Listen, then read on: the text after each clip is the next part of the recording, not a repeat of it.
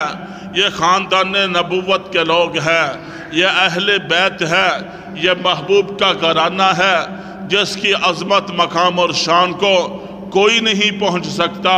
یہ وہ نواسے ہیں جن کے متعلق آقا مدنی ایک موقع پر ارشاد فرماتے ہیں، میری بیٹی فاطمہ ان بچوں کو رونے نہ دیا کرو، جب یہ بچے حسن و حسین روتے ہیں مجھ محمد کو بڑی تکلیف پہنچتی ہے۔ محبوب جن نواسوں کی خاطر جمعے کا خطبہ چھوڑ دیتے ہیں، نواسوں کو اٹھاتے ہیں، اپنے ساتھ بٹھاتے ہیں، پھر خطبہ مکمل کرتے ہیں۔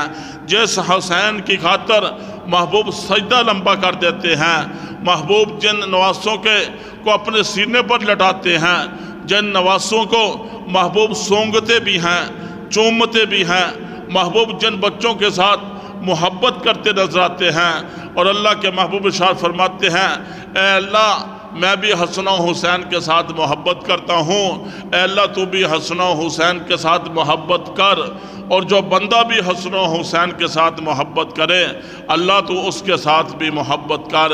یہ حسن و حسین کتنی عظمتوں والے کہ جن کے ساتھ اللہ بھی محبت کرتے ہیں، اللہ کا محبوب بھی محبت کرتا ہے، ابو بکر بھی محبت کرتے نظر آتے ہیں۔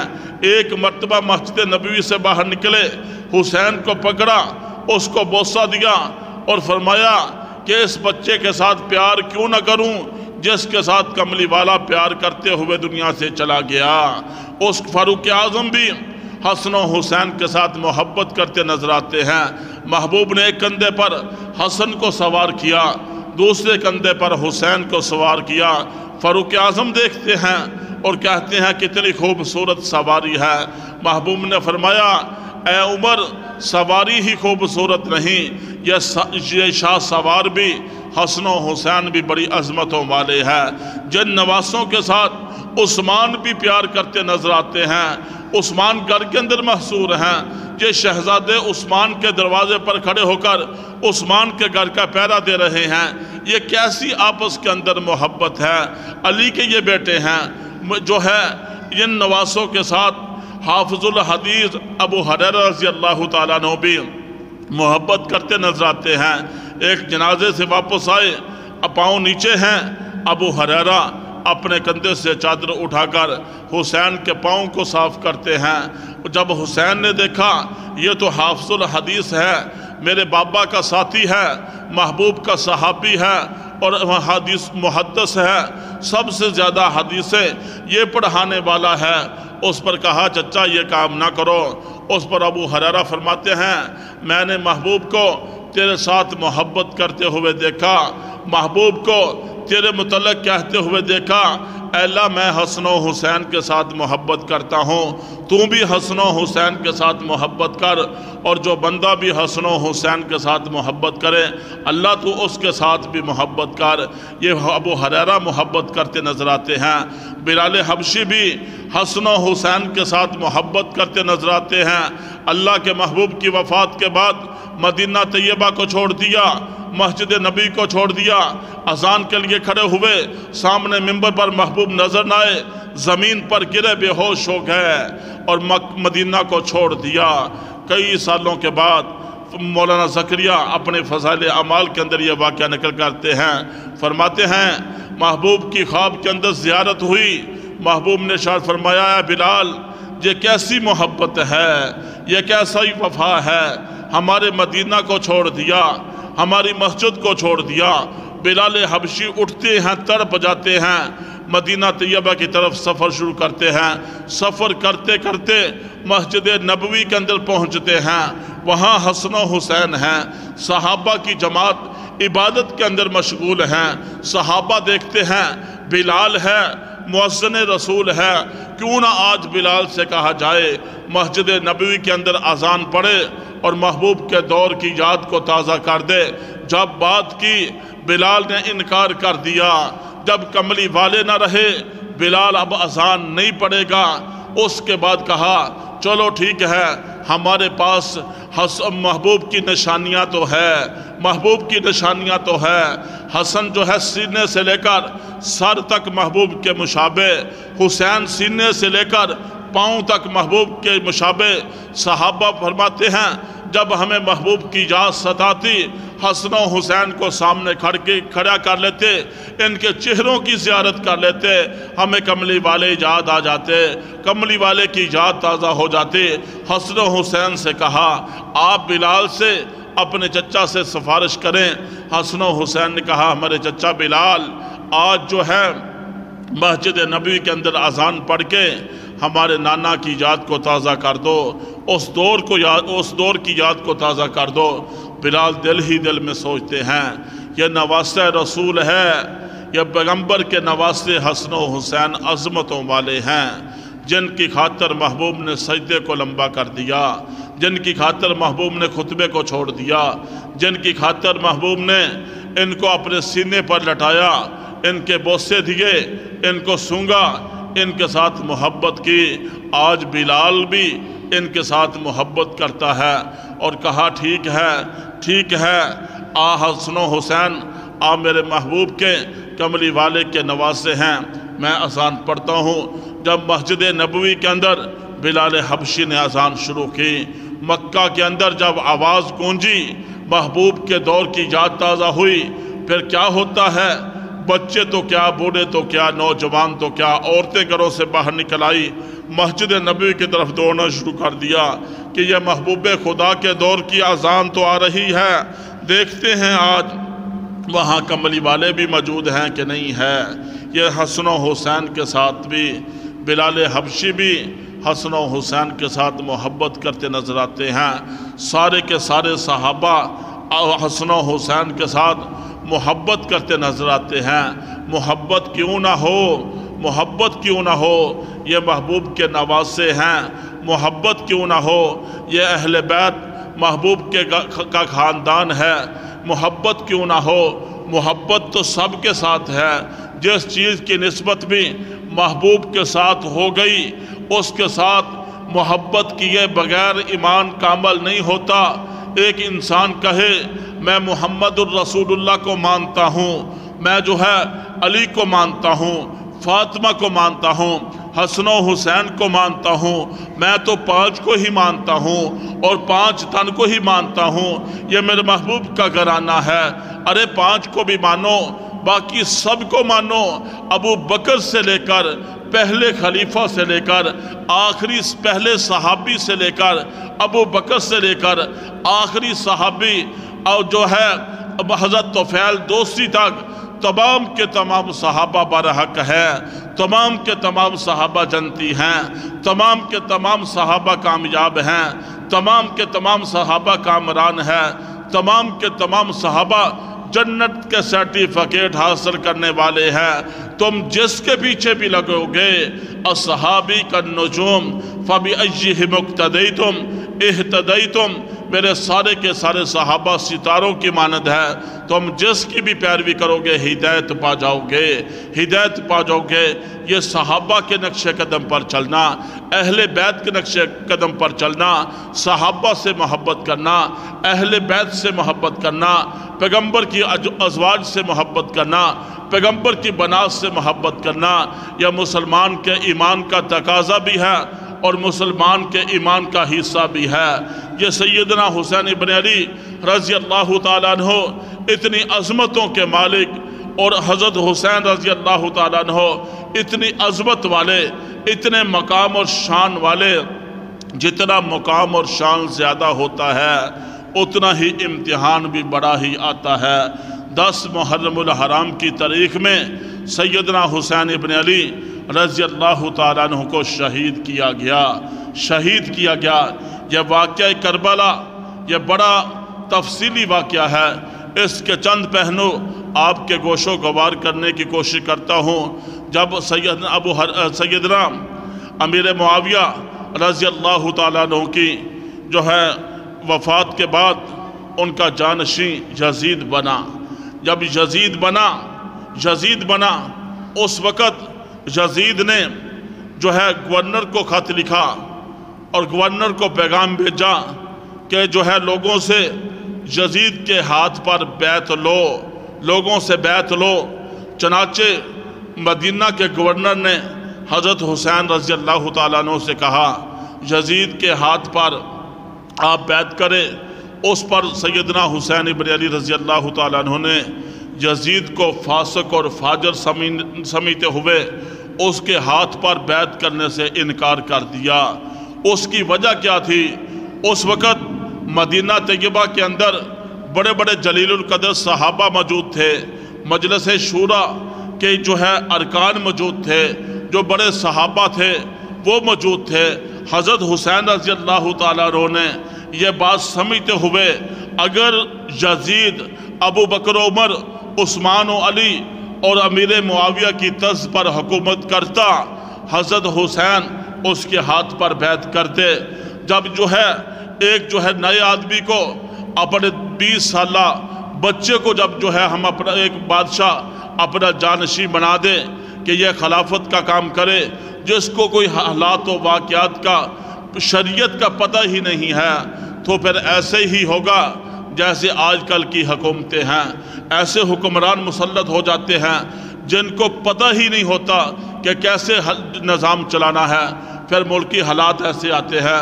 اس دور کے اندر یزید نے کہا کہ حسین سے کہ میرے ہاتھ پر بیعت کرو۔ حسین نے یزید کو فاسق فاجر سمجھتے ہوئے اور یہ سمجھتے ہوئے یزید صحابہ کی طرز پر حکومت نہیں کر سکتا، ابو بکر و عمر عثمان و علی امیر معاویہ کے طریقے پر یہ جو ہے حکومت نہیں کر سکتا۔ اور اس کے ساتھ ساتھ جب مدینہ طیبہ کے اندر بڑے بڑے جلیل القدر صحابہ موجود ہیں، ان سے مشاورت کرنی چاہیے تھی، ان کے سامنے جو ہے یہ بات رکھنی چاہیے تھی۔ وہ جس کو اپنا امیر اور بادشاہ منتخب کرتے وہ جو ہے یہ امور سر انجام دیتا۔ ان باتوں کو مد نظر رکھتے ہوئے حسین چونکہ بہت بڑے شاہ سوار تھے، حسین چونکہ بڑی عظمتوں کے حامل تھے، حسین چونکہ اپنے نانا کملی والے کے شہزادے اور نواسے تھے، حسین نے ایسے ظالم اور جو ہے جابر لوگوں کا کیا ساتھ دینے سے صاف انکار کر دیا۔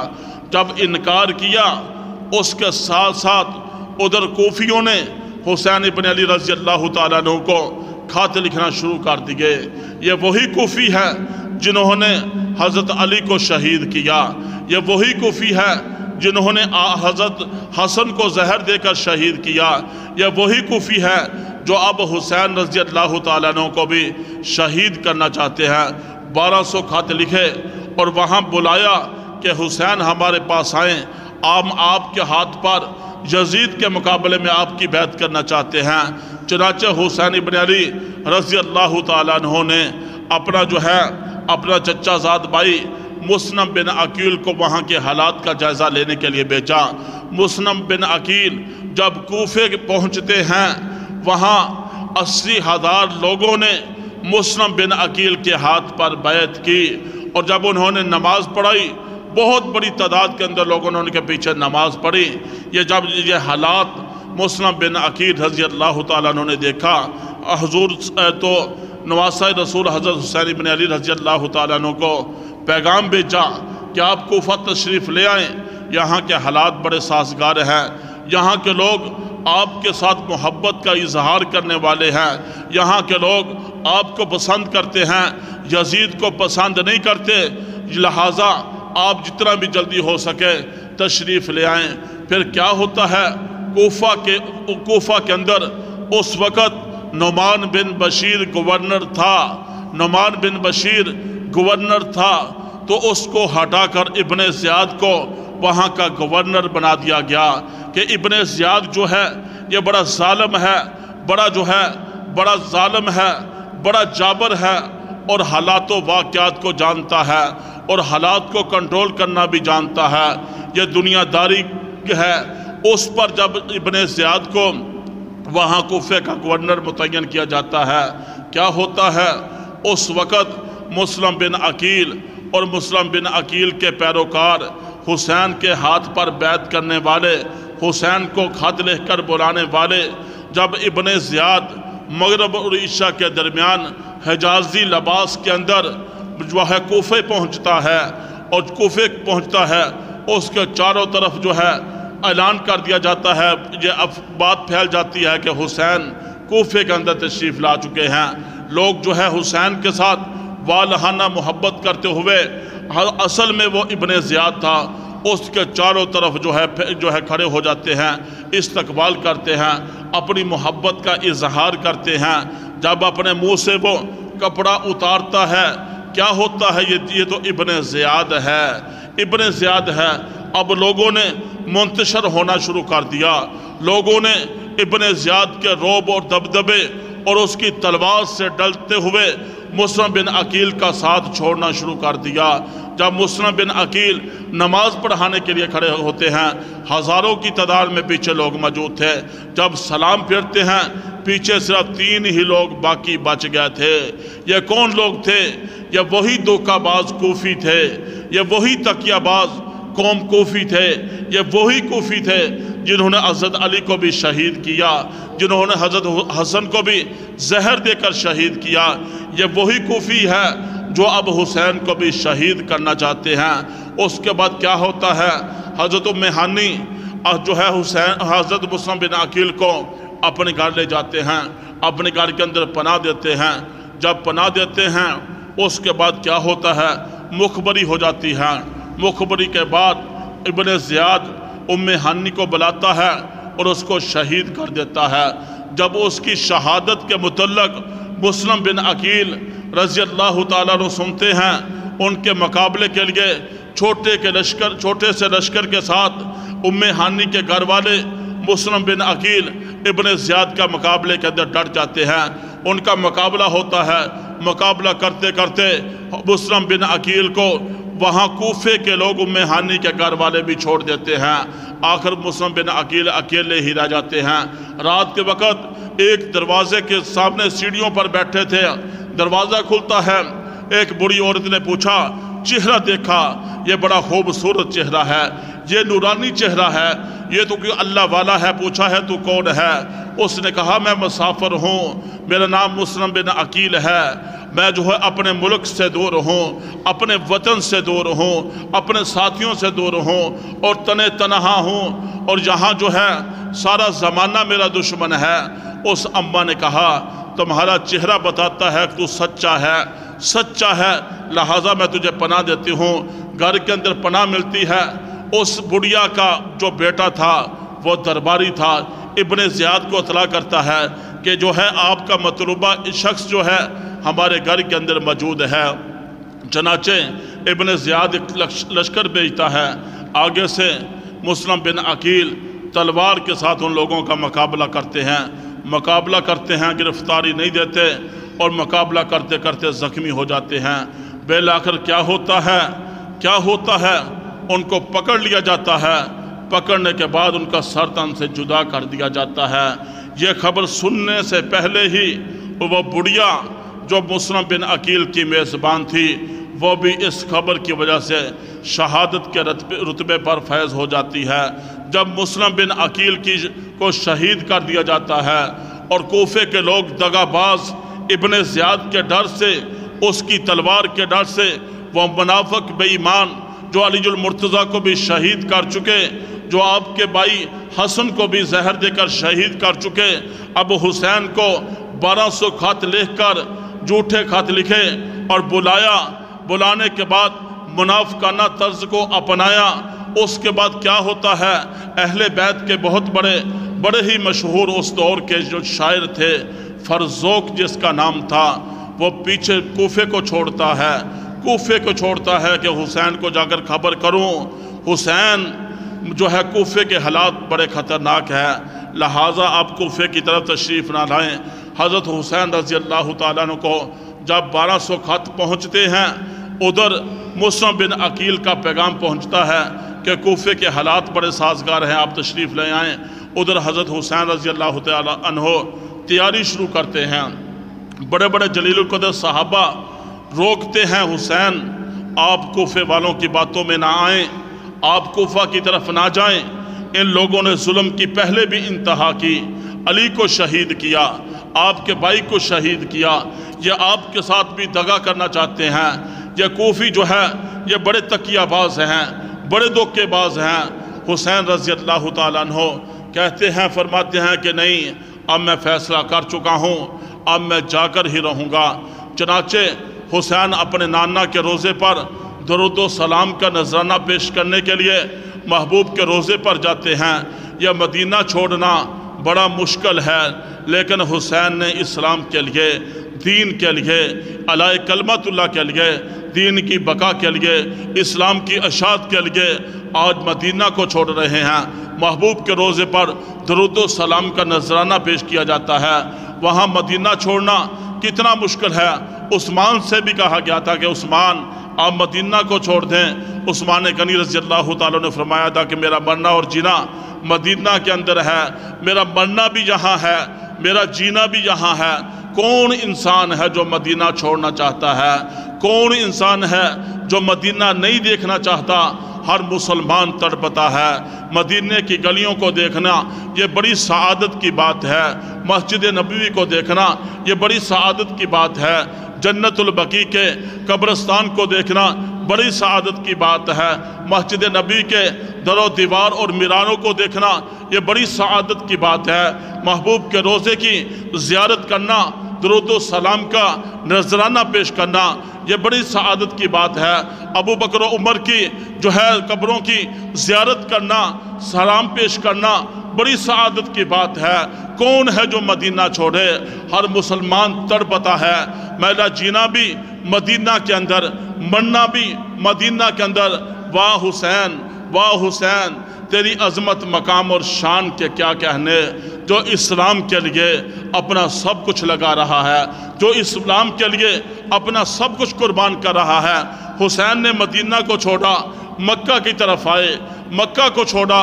یہ مکہ کو چھوڑنا بھی کوئی آسان کام نہیں، مدینہ کو چھوڑنا بھی آسان کام نہیں۔ مکہ محبوب کا جائے پیدائش ہے، یہاں محبوب پیدا ہوئے۔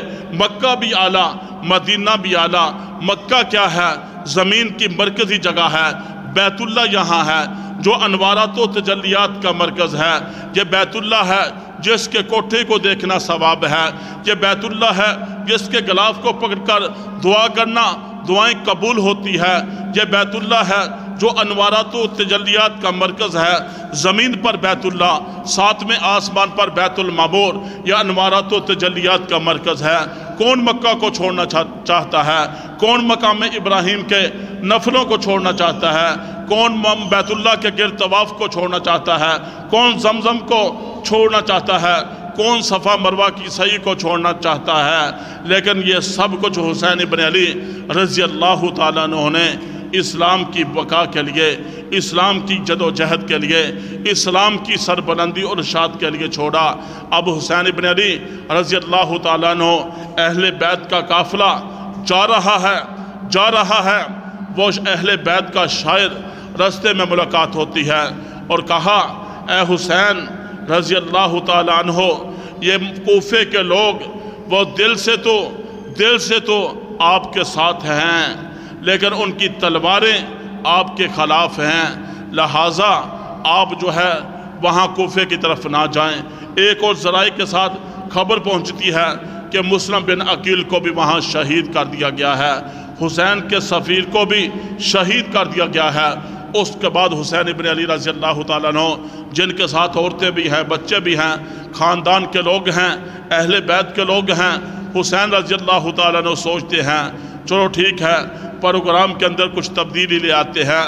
جب مسلم بن عقیل کے بھائیوں اور ان کے بھائیوں اور بیٹوں نے مسلم بن عقیل کی شہادت کے متعلق سنا، کہا حسین آپ کے نانا نے مکہ المکرمہ میں اپنا سفیر عثمان کو بنا کر بھیجا تھا۔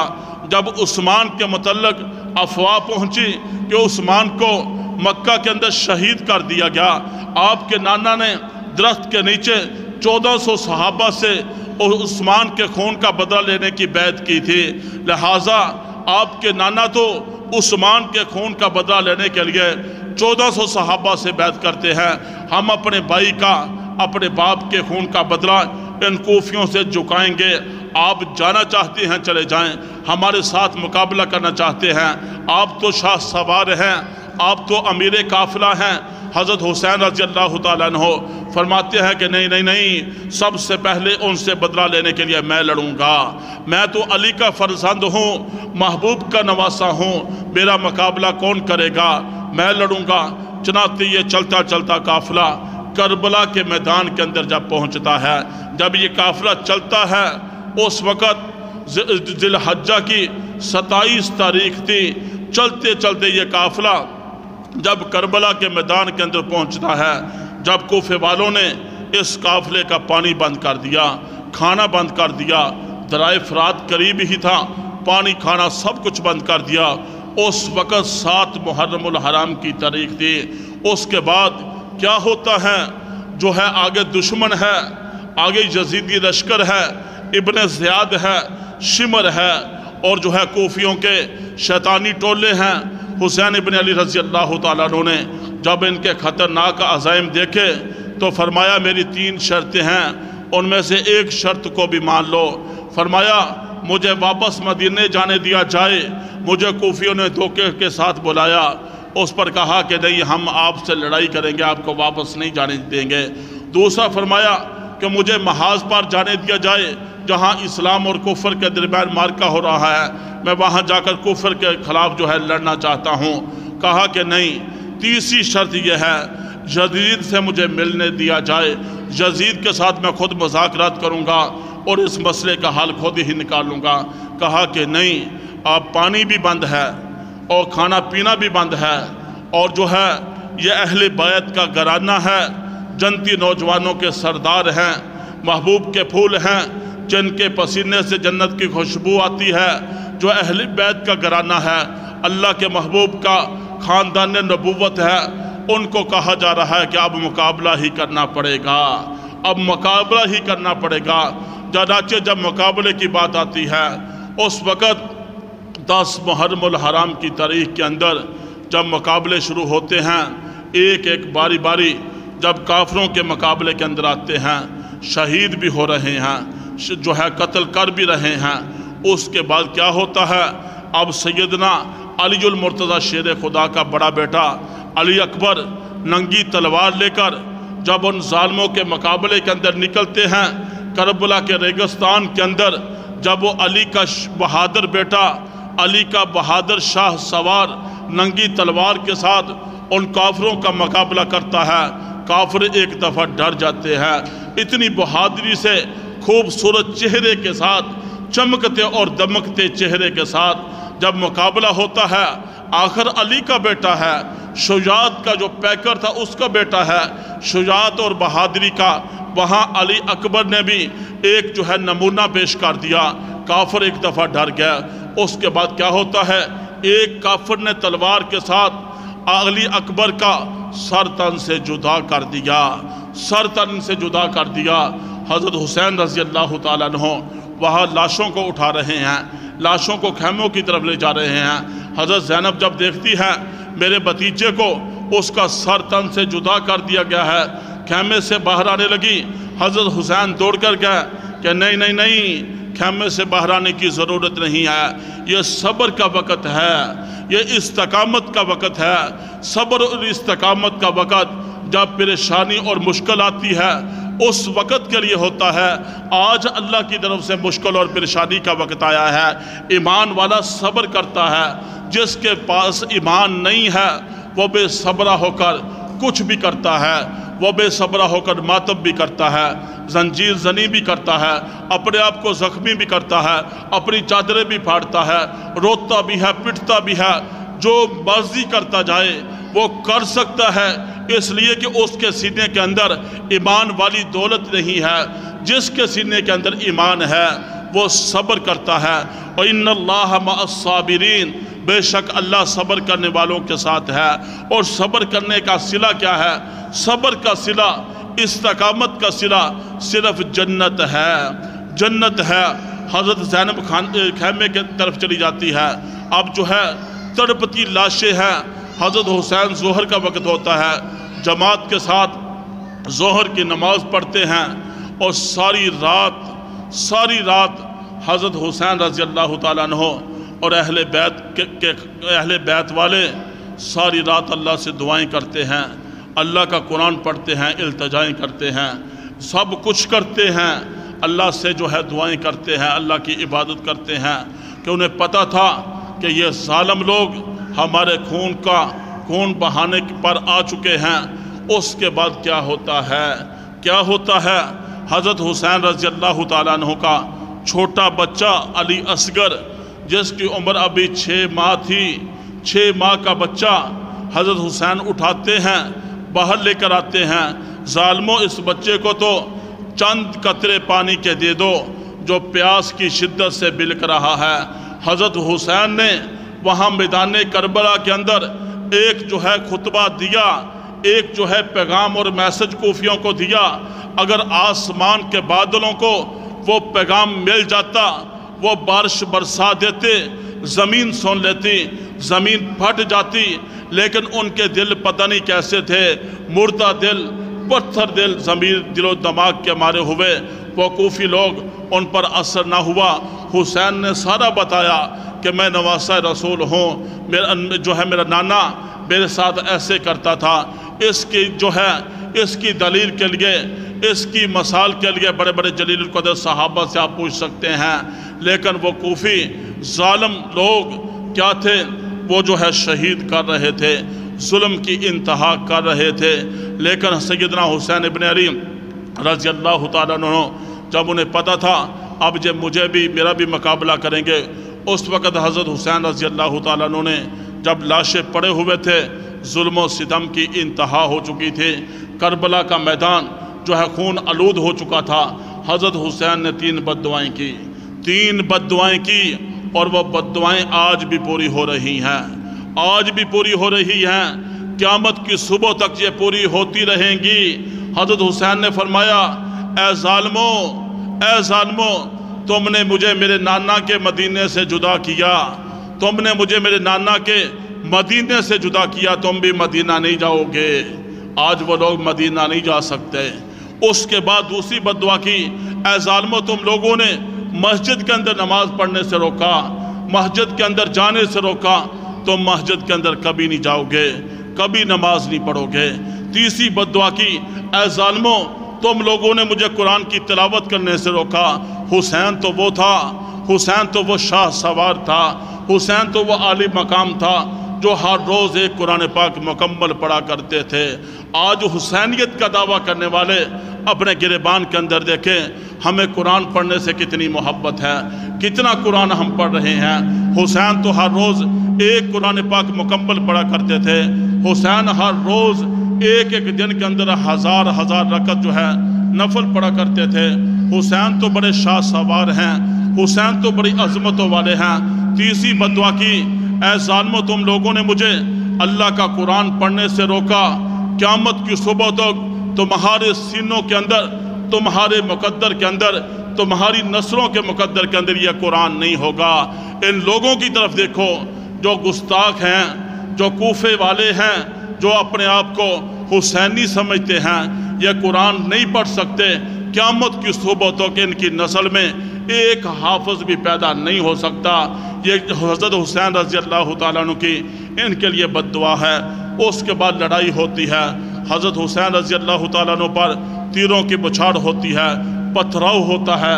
حسین تو بہت بڑے شاہ سوار تھے، علی کے بیٹے ہیں، محبوب کے نواسے ہیں، ہاتھ میں تلوار لے کر کوفیوں کا مقابلہ کرتے ہیں، مقابلہ کرتے کرتے زخمی ہو جاتے ہیں۔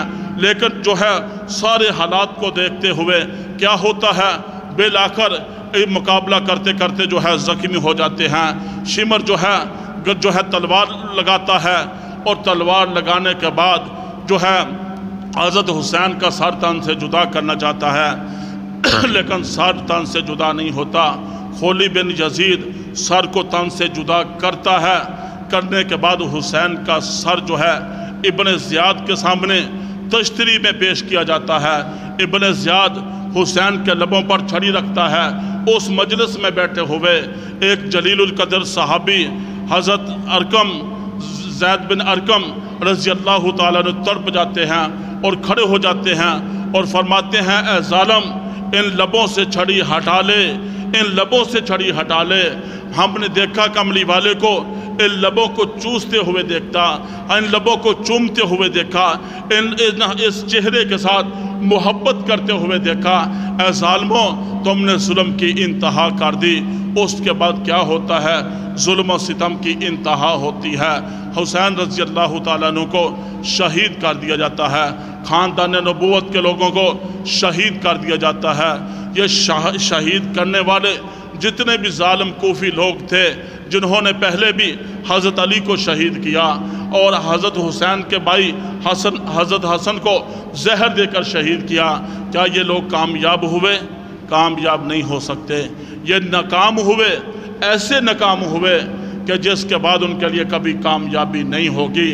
جو حسین کے ساتھ محبت کرنے والے ہیں، جو حسین کی پیروی کرنے والے ہیں، جو حسینیت کو اپنانے والے ہیں، ان کے لیے کل بھی کامیابی تھی، آج بھی کامیابی ہے اور قیامت والے دن بھی وہ کامیاب ہوں گے۔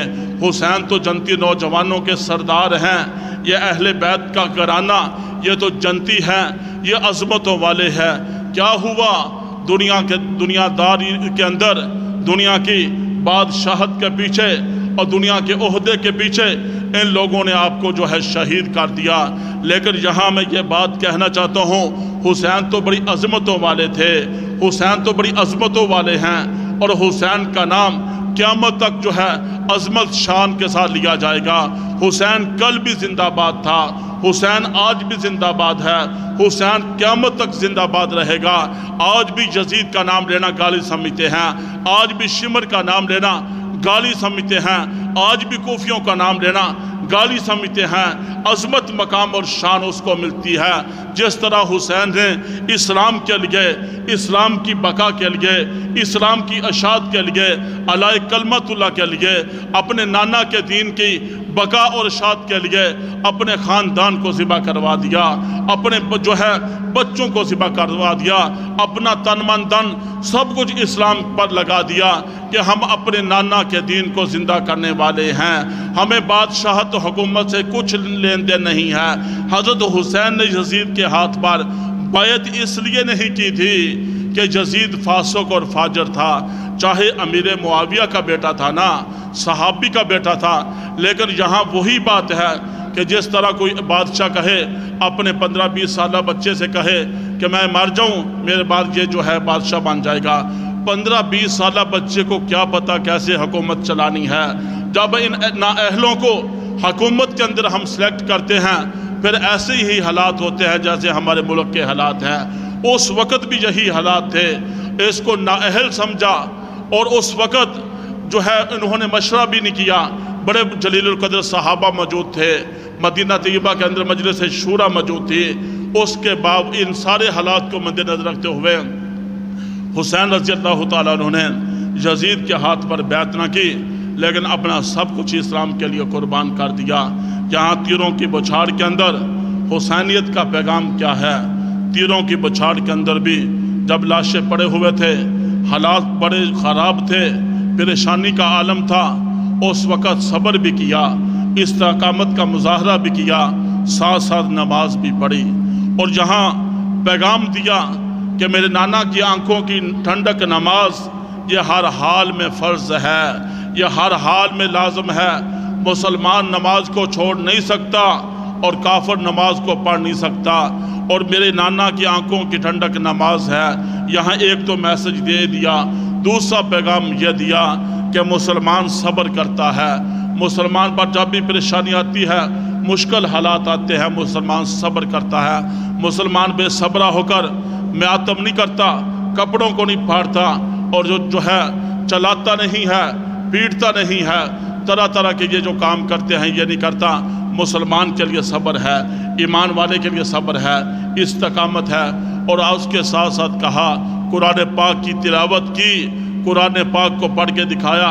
حسینیت کا پیغام یہ ہے کہ حسینی جو دعویٰ کرنے والا ہے، جو اپنے آپ کو حسینی سمجھتا ہے، اسے چاہیے کہ قرآن پاک کو یاد کرے، قرآن پاک کو اپنے سینے کے اندر محفوظ کرے، قرآن پاک کی تلاوت کرے۔